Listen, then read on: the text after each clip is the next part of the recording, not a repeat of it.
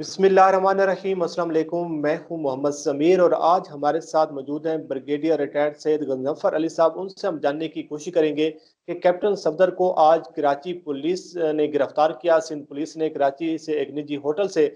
और आपके इल्म में है कि कल जैसे एक मज़ार कैद पर एक मुस्लिम लीग नून की जानब से हुल्लड़बाजी की गई, वहाँ पर नारे लगाए गए, वहाँ पर मज़ार का तकद्दुस पमाल किया गया, तो वहाँ से एक शहरी ने FIR कटवाई और उन्होंने ये मुतालबा किया कि मरीम नवाज साहबा को, कैप्टन सफदर को और दीगर 200 लोग हैं उनको गिरफ्तार किया जाए। लेकिन मसला ये है कि गिरफ्तारी के बाद जो मलबा है सारा वो इदारों पर डालने की कोशिश की जा रही है। मोहम्मद जुबैर की जानब से ये कुछ बयान सामने आया कि रेंजर ने, सिंध रेंजर्स ने IG सिंध को तलब किया, उनको अगवा किया और अगवा करने के बाद उनको अपने दफ्तर ले गए और वहां जाकर उन्होंने IG सिंध से ये कहा कि आप कैप्टन सफदर की गिरफ्तारी के हवाले से हुक्मनामा जारी करें।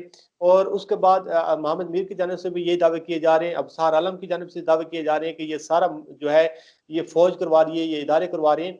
तो सर इस हवाले से बताइएगा कि इदारों का इसमें कोई मुदाखलत है या ये जो इल्ज़ाम सामने आ रहे हैं आप इसको किस नज़र से देखते हैं सर?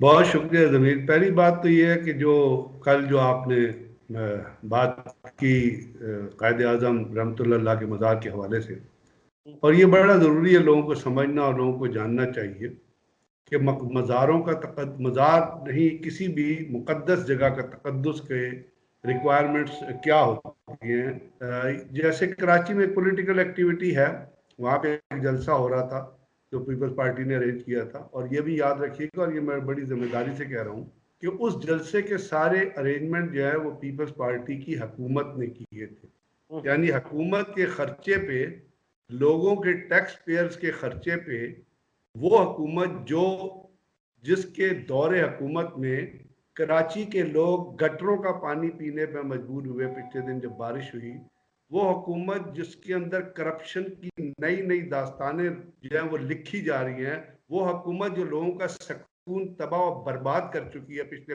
12 साल से, जिसमें क्लिफ्टन के अंदर जो करप्शन होती है उसके सबूत जहां जाके खत्म होते हैं, उस हुकूमत ने 5-5 हज़ार रुपया एक आदमी को पे किया पीपल्स पार्टी के MPs को क्राउड लाने के लिए। और ये आप चेक कर लीजिएगा, मैं कोई कॉन्स्पिरेसी थ्योरी बयान नहीं कर रहा हूँ, हुकूमत ने कराया। तो लानत है ऐसी हुकूमत पे। पहली बात तो ये है जो हुकूमत के टैक्स पेयर के खर्चों से गवर्नमेंट का पार्ट होते हुए, यानी अगर फेडरल गवर्नमेंट PTI की है तो प्रोविंशियल गवर्नमेंट जो है वो पीपल्स पार्टी की है।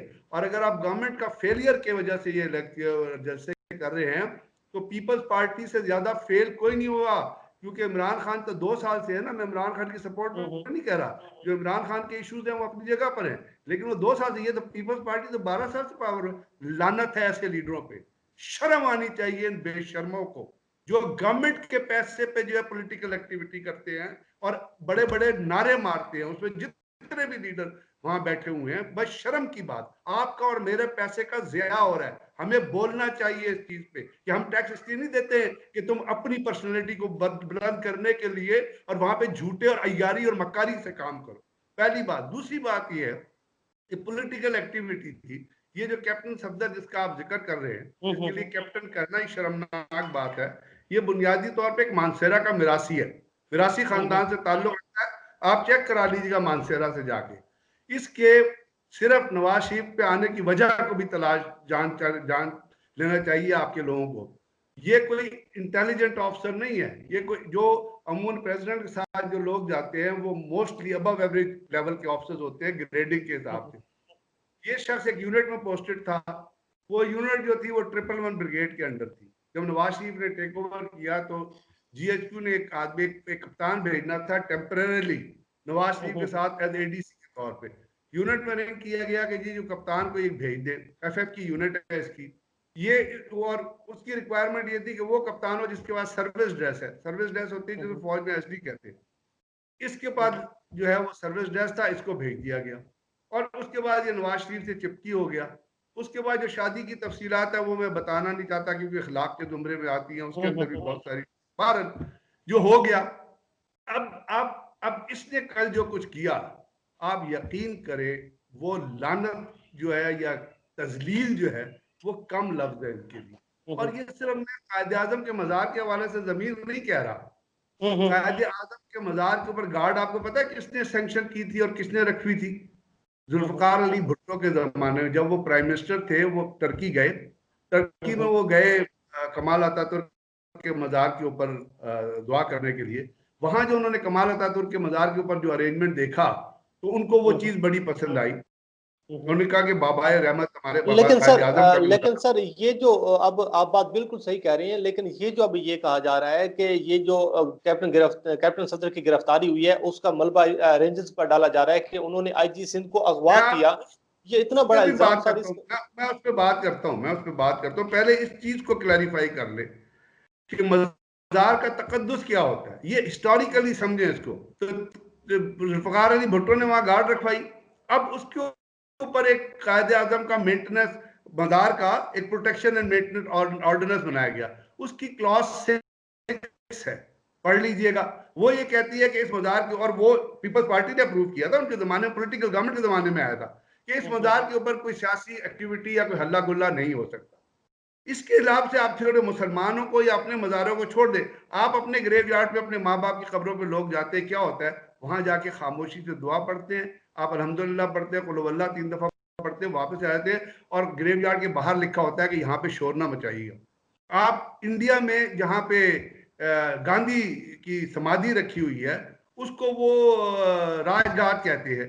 उसके साथ वहीं पे नेहरू की समाधि समाधि है। जहां नेहरू की समाधि रखी है उसको वो कहते हैं गार्डन ऑफ पीस, और वहां पे किसी किस्म का शोर शराबा करने की, पॉलिटिकल एक्टिव करने की इजाजत नहीं है। आप इसराइल चले जाएं, एक वॉल ऑफ वेल्स है, उसके साथ जा लाके लोग दुआ करते हैं, खामोशी से दुआ करते हैं, कोई शोर नहीं मचा सकते। आप अमेरिका जाएं, अमेरिका में वाशिंगटन जाएं, वहां पे एक सिमेट्री है जहां पे उनके प्रेसिडेंट और प्रेसिडेंट्स वगैरह दफन है, वहां बाहर लिखा होता है नो विस्परिंग।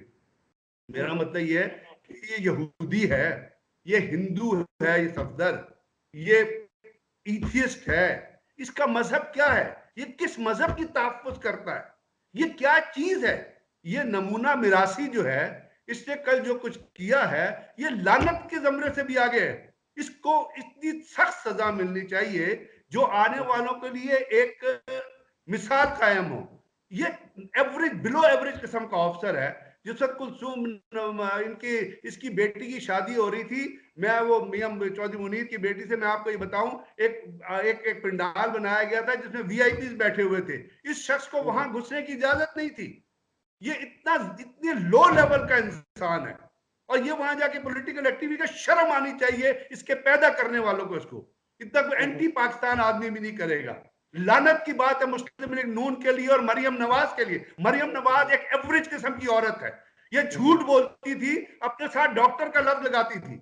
जब यूनिवर्सिटी से चेक किया गया, जिस यूनिवर्सिटी का ये टॉपिक कहती थी, तो पता चला वहां तो वो मजमून कैजुअल भी नहीं पढ़ाया जाता। ये चोरों का एक खानदान है, ये झूठों का एक खानदान है, ये कंपल्सिव लायर्स हैं, जिनका हेड है नवाज शरीफ, यहाँ से चोरी करके, डाका करके और कत्ल करके भागा है। जब ये लेकिन सर इस्लामाबाद से निकला था तो इस शख्स ने एक बच्चे को अपनी पीछे कुचल दिया था। जब ये शोर रहा था, मुझे क्यों निकाला। ये चोरों का, लुटेरों का एक खानदान है जो इस पाकिस्तान के कल्चर को तबाह कर रहे हैं। पहले इन्होंने सियासी कल्चर को तबाह किया रिश्वतों के जरिए, अब ये पाकिस्तान के तकद्दुस को, जो आपका जो मजहबी तकद्दुस है, उसके पीछे पड़े हुए, क्योंकि ये इस वक्त खेल रहे हैं इजरायलियों के हाथ में, रॉ के हाथ में। नवाज शरीफ जो अदारों के खिलाफ बात कर रहे हैं। अब जब हामिद मीर की आप बात करते हैं, हामिद मीर क्या चीज है जिसकी आप बात, वो है जिसने बांग्लादेश में जाके पाकिस्तान फौज के खिलाफ बात की थी। बांग्लादेश से वो क्या लेके आया था, कभी आपने चेक किया। ये वो हामिद मीर वो शख्स है जो बहुत बड़े अरसे तक, आपको अगर याद हो तो ये बड़े अरसे तक उसामा बिन लादेन का इंटरव्यू भेजता रहा। उस वक्त ये तालिबान के, उनके उसामा बिन लादेन के साथ था। उसका इंटरव्यू भेजता था कि मैं अफगानिस्तान गया, मैंने वहां उसका इंटरव्यू किया। और जब वो अमेरिका उसामा बिन लादेन के खिलाफ हुआ, तो इसने अपनी जो कचरी है, वो जो इसने स्किन पहनी थी, वो बदली। आप इसकी इंटेग्रिटी की बात करते हैं। इसने क्या लेकिन किया सर था बांग्लादेश जाकर, लेकिन याद है इसने सर बांग्लादेश सवाल किया था। सवाल ये है कि एक साबिक गवर्नर सिंध अफसार एवरेज उसको नवाज शरीफ ने कितना फायदा पहुंचाया था, आपको याद है। वो एक क्लब चलाता है इस्लामाबाद के अंदर, उस क्लब की कभी डिटेल चेक कर लीजिएगा। ये जो बिके हुए लोग हैं, ये जो बिके हुए किस्म के एंकर आपके पास बैठे हुए हैं, जिनके अंदर ना कोई बुनियत है, जिनके अंदर ना कोई लॉयलिटी है, ये बिकते हैं वक्त के साथ। ये मैं आपको बता रहा हूं, यहाँ पे बहुत सारे लोग हैं जो वक्त के साथ बिकते हैं। लेकिन अभी सर सवाल ये कर लिया, वो शर्म आनी चाहिए इन बेशर्मों को, अगर शर्म इनके अंदर है तो। बात हो रही है कायदे आजम के मजार के ऊपर पॉलिटिकल हल्ला गुल्ला करने की। आप करें ना, जलसा किया आपने बाग जना में, वह बाग कायदे आजम के मजार साथ आपने जलसा किया, गुजरांवाला में आपने जलसा किया, इमरान खान की जो सर पॉलिसीज सवाल